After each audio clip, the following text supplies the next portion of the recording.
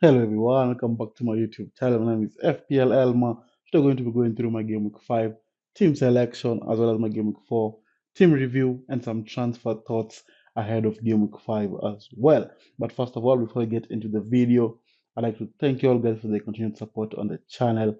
I think we're 15 subscribers away from 800. So if you're new around here, make sure you subscribe, make sure you leave a like, make sure you share the video so you don't miss any content going up on the channel. Not wasting any much time, let's get straight into it. So first, I'm going to start off with my Game Week 4 team review.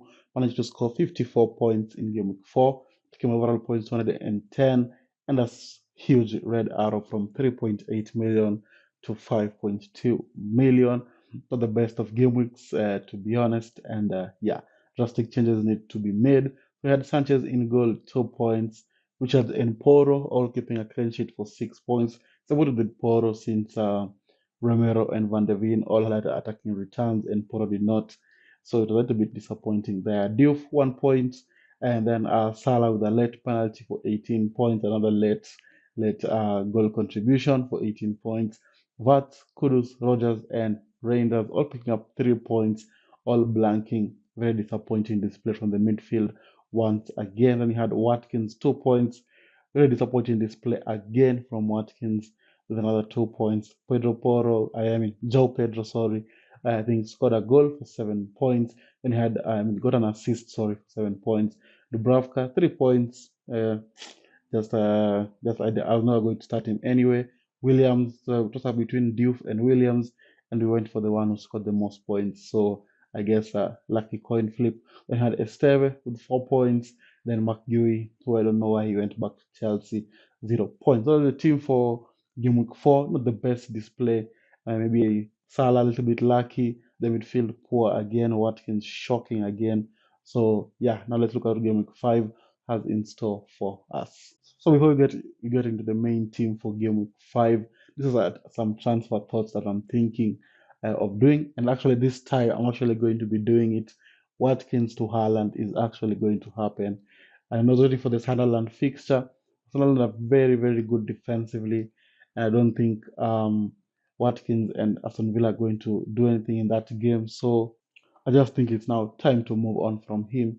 And who better to bring in than Haaland? Playing against Arsenal in game week 5, not the best fixture, but if there's anyone who can score, it's going to be Haaland. Scored two against United, managed to score on Thursday night in the Champions League.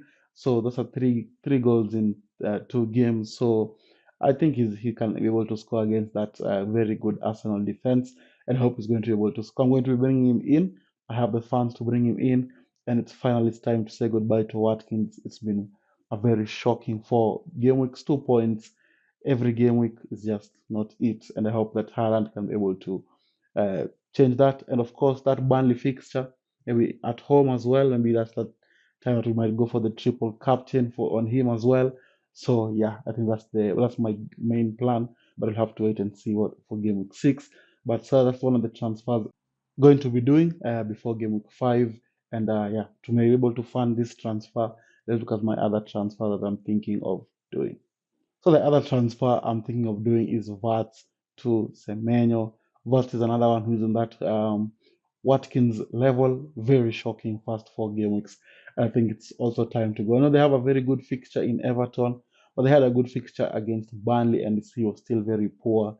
And now against Everton, I'm not so sure I want to keep him into the team. If he picks up form, maybe we'll bring him back. But the person we're going to be going for is Semenyo, been very on form. He's on penalties as well. Don't know how that will be once Clivert comes back. We'll have to wait and see. I'm not so sure how long Clivert is away with injury. But Semenyo's on pens. He's been on form at the start of the season. Only 7.5 million. And their fixtures not looking the worst compared to Liverpool's. I think with Newcastle just played 90 minutes against Barcelona today. Most of the defenders have played 90 minutes. They have that Leeds fixture coming up in Game 6, which looks promising. Then Fulham, Palace, and Nottingham Forest. Never know what's going to happen. So Palace, of course, and Nottingham Forest on they still have European competitions to think about.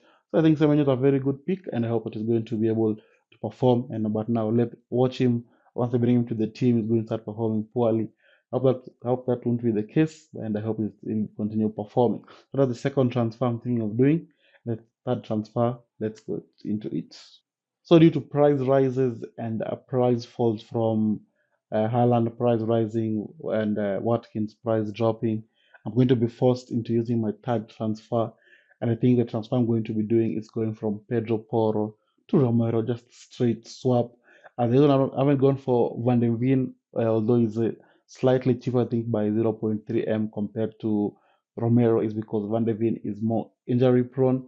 But on the flip side, Romero tends to pick up a yellow card almost every game. So just I think it's just a stall toss up between both of them. But for now, I'm leaning towards Romero, but it might be Van de Ven before the deadline.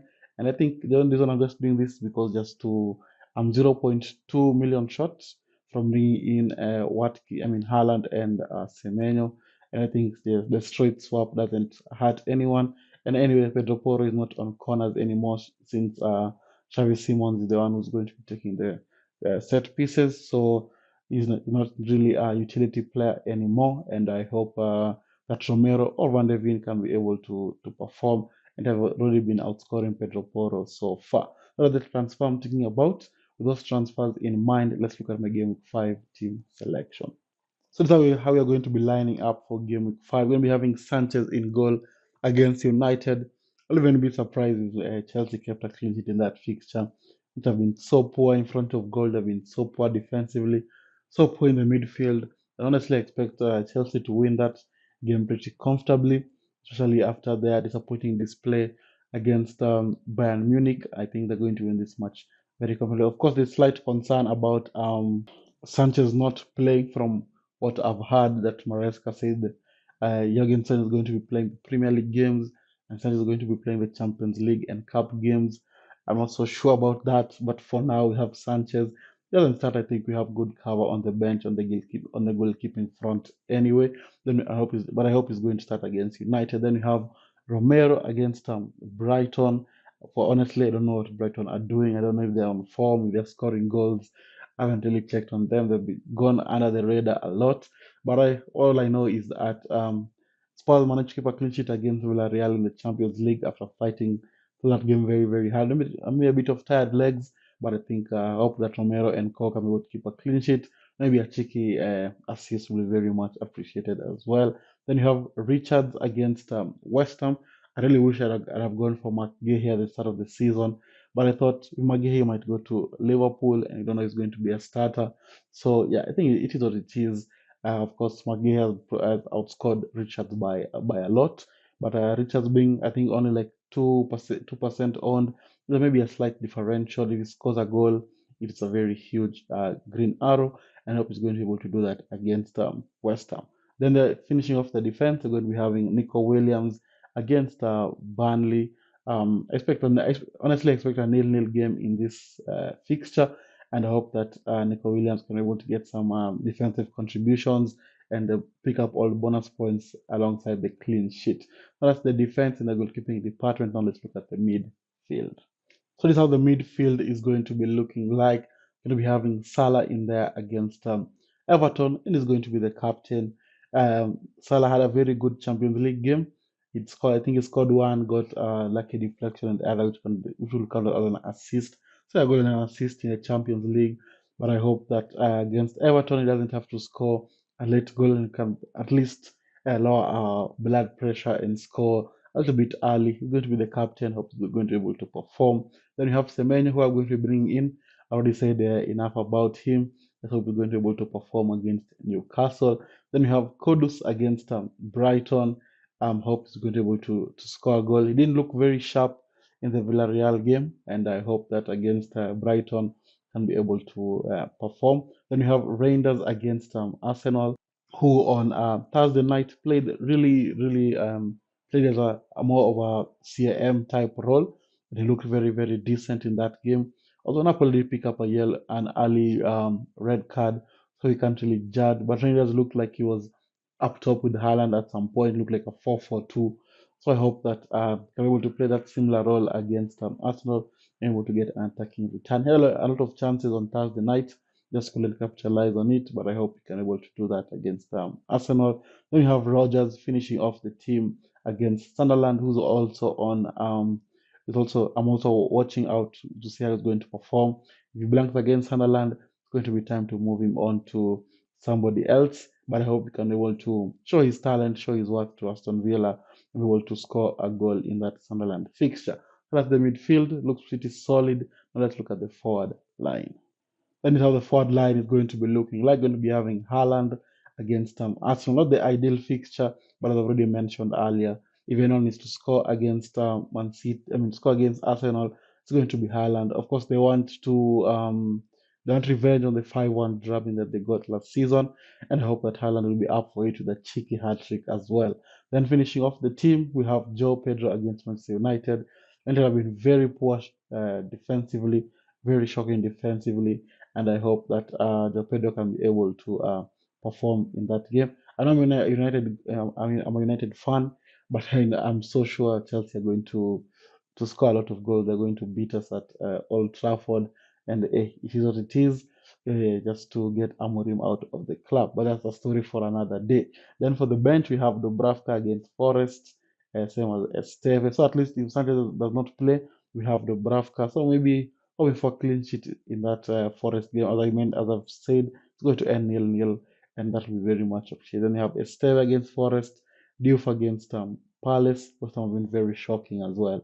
Then we have Gui against United. Of course, he's not going to play, and it's time to think on how to move him on if I want to bring in Palmer down the line, because I'll have 3 Chelsea players, but we'll cross that bridge when we reach there. So that's the team for Game Week 5. Looks pretty solid, looks pretty full of goals, full of assists, clean sheet in there as well. Maybe 100 points will go a long way. Very much appreciated. So yeah, this is another long video. If you managed to reach this far, don't forget to leave a like and subscribe. And I'll see you all guys later. Bye bye.